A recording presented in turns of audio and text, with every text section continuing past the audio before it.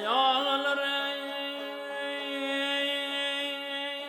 can ağlar diyar bekran yurduna yağlar can ağlar diyar bekran yurduna aklım allı alevli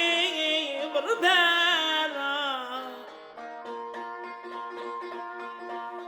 Yalar valdım sol derinin derdinin aklım allı alevli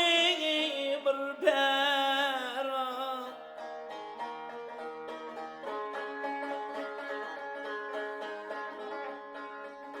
bir perindirey tavuz kimin ağlarayınız kirpi kokturau kasi aydırau gezen mi Dadasını lengey öldürmegey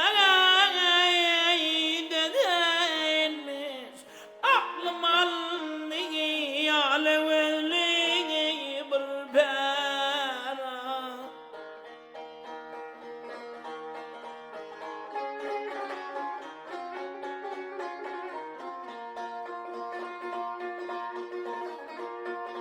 Oh yare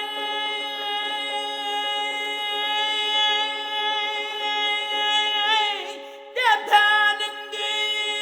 dibinde öldüm göçün oh yare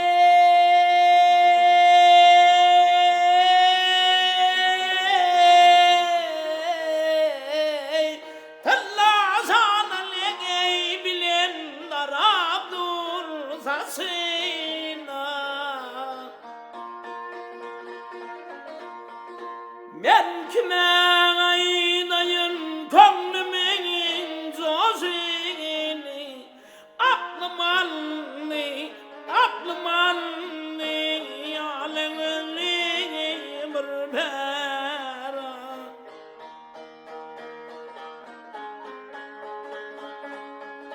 Şaban aynarey sensiz aline gayr mal mülküme tez tahtıma ne değerin öten ay